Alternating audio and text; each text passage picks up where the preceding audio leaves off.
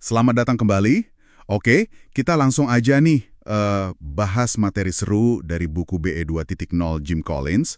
Spesifiknya bab 6 ya, pandangan Jim dari 2020, apa yang membuat perusahaan hebat berdetak, peta. Betul. Nah, ini kan menarik ya. Setelah sekian lama riset Collins, bab ini tuh kayak merangkum semuanya. Jadi semacam peta gitu ya, peta komprehensif buat perusahaan hebat yang awet. Tepat sekali.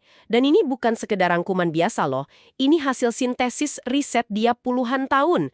Dari good to great, great by choice, semua diramu jadi satu kerangka kerja. Jadi kayak blueprint gitu ya? Bisa dibilang begitu. Kerangka kerja utuh buat para pemimpin. Nah, misi kita kali ini yaitu, kita bedah peta ini bareng-bareng biar Anda semua dapat gambaran besarnya. Siap. Mari kita bongkar peta ini. Collins kan mulai dari fondasi paling dasar ya. Disiplin. Tapi ini bukan disiplin yang kaku gitu kan? Oh, sama sekali bukan. Ini yang dia sebut disiplin diri. Jadi kemauan dari dalam gitu. Kemauan buat melakukan apapun demi hasil yang hebat. Disiplin diri. Iya, dimulai dari orang yang disiplin, terus nyambung ke pemikiran yang disiplin, baru ke tindakan yang disiplin. Urutannya gitu. Tanpa fondasi ini ya rapuh bangunannya. Jadi ini bukan soal aturan ketat kayak birokrasi ya? Bukan, justru dia tekankan ini kombinasi antara budaya disiplin yang kuat, tapi juga ada etos kewirausahaannya. Jadi nggak kaku. Oke. Disiplin diri jadi akarnya. Nah, peta ini kan lanjut ke tahap 1, orang yang disiplin. Ini fokusnya berarti ke siapanya dulu ya? Bener banget, manusia dulu.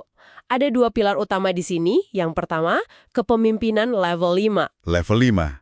Ini yang unik itu kan, perpaduan antara rendah hati tapi kemauannya keras baja. Tepat, kerendahan hati personal yang tulus, tapi di sisi lain punya kemauan profesional yang nggak tergoyahkan. Ambisi mereka itu bukan buat diri sendiri, tapi buat tujuan perusahaan yang lebih besar. Itu kayaknya susah banget ya nemuin kombinasi gitu. Terus pilar kedua di tahap orang ini apa? Nah, ini nyambung banget. Pilar kedua itu prinsip utamakan siapa, baru apa. Artinya apa?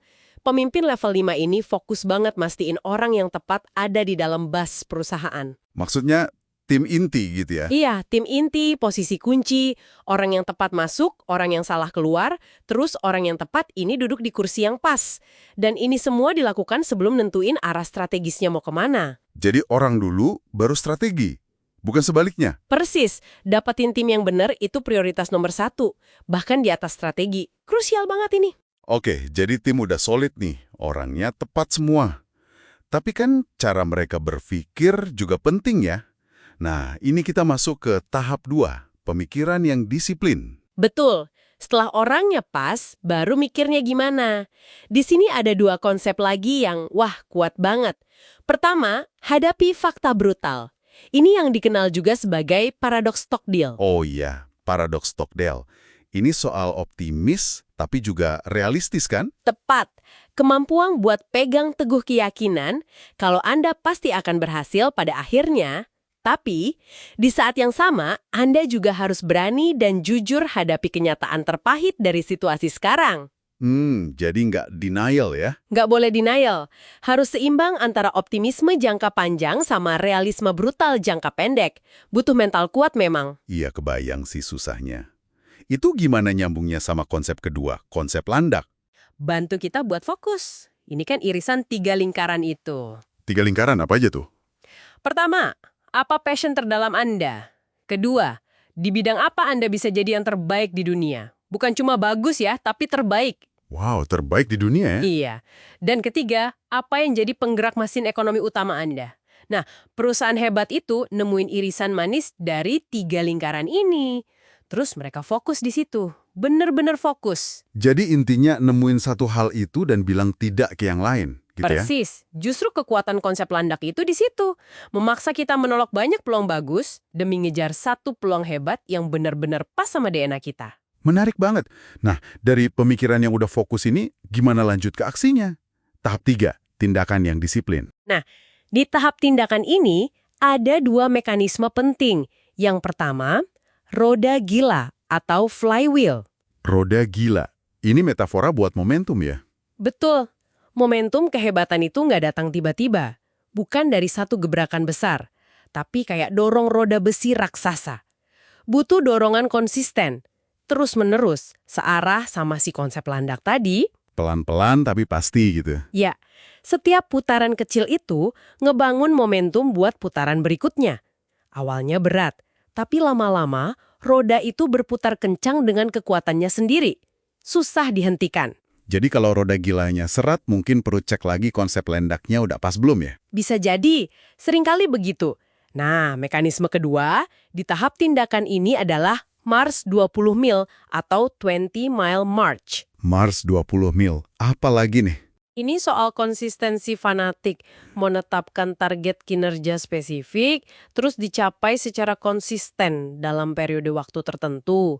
Nggak peduli kondisi lagi bagus atau jelek, kayak jalan kaki 20 mil tiap hari, hujan badai tetap jalan. Wow, fanatik ya konsistensinya. Iya, kuncinya di situ. Ini ngebangun disiplin internal, ketahanan, dan juga kepercayaan diri.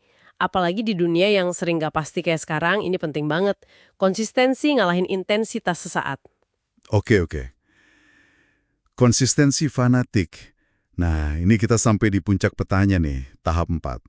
Membangun agar bertahan lama. Gimana caranya biar hebatnya awet? Ya, ini soal sustainability, keberlanjutan. Ada 3 elemen penting di sini. Pertama, paranoia produktif. Paramu ya? Kok paranoia? Hahaha, bukan paranoia negatif ya, maksudnya kewaspadaan tingkat tinggi. Bahkan pas lagi sukses-suksesnya, tetap waspada. Selalu nanya, gimana kalau? Terus proaktif bangun buffer, cadangan, margin aman buat hadapi badai yang nggak terduga. Jadi nggak boleh terlena gitu ya, harus antisipasi terus. Betul, ini penting buat menghindari jebakan 5 tahapan kemunduran perusahaan yang dia bahas juga. Terus yang kedua? Apa tuh yang kedua? Yang kedua, membangun jam bukan memberitahu waktu. Maksudnya fokusnya itu bangun perusahaan yang hebat. Sistemnya, budayanya, prosesnya. Jadi perusahaannya bisa terus jalan, terus berprestasi, bahkan kalau pemimpinnya ganti atau produk andalannya udah nggak relevan. Jadi bangun sistemnya bukan bergantung pada satu orang atau satu produk aja ya? Tepat. Jangan cuma jadi pemimpin karismatik yang jadi pusat segalanya. Bangun mekanisme kehebatannya itu sendiri. Biar jamnya terus berdetak siapapun yang baca waktunya. Oke, dan yang terakhir, biar tetap relevan. Yang terakhir, ini dinamika penting. Pertahankan inti dorong kemajuan. Artinya, jaga nilai-nilai inti, core values, dan tujuan fundamental purpose perusahaan itu tetap kokoh, nggak boleh goyah. Tapi di saat yang sama harus terus dorong perubahan, inovasi, perbaikan. Terus menetapkan tujuan besar, sulit dan berani, atau BHAG, Big Hairy Audacious Goals, buat memacu kemajuan terus-menerus. Wah, lengkap banget ya peta ini. Bener-bener kerangka kerja yang solid. Mulai dari fondasi disiplin, dapetin orang yang pas, mikir jernih, bertindak konsisten, sampai akhirnya bangun sesuatu yang tahan lama. Iya, kohesif sekali memang. Nah, buat Anda yang denger ini, coba deh direnungkan sebentar. Dari semua prinsip di peta ini, kira-kira mana ya yang paling klik atau paling relevan sama tantangan yang lagi Anda hadapi sekarang? Penting juga buat diingat ya, peta ini kan panduan hasil riset mendalam. Tapi bukan jaminan sukses, bukan formula ajaib, nggak ada garansi. Betul. Tapi, kalau prinsip-prinsip ini diterapkan dengan disiplin tinggi, ya kemungkinan buat bangun sesuatu yang hebat dan awet itu jadi jauh lebih besar. Ini bukan lari cepat, ini maraton. Butuh intensitas, butuh fokus jangka panjang. Nah, ini sebagai pemikiran penutup nih buat Anda bawa pulang. Daripada pusing mikirin harus nerapin semua sekaligus, gimana kalau Anda coba pilih satu aja prinsip dari peta ini?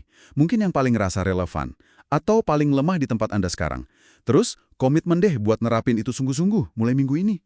Fokus ke satu dulu ya. Iya, kira-kira perubahan apa ya yang mungkin bisa terjadi dengan fokus di satu titik itu? Menarik untuk dipikirkan. Oke deh, terima kasih banyak sudah menyimak pembahasan kita kali ini. Sampai jumpa lagi.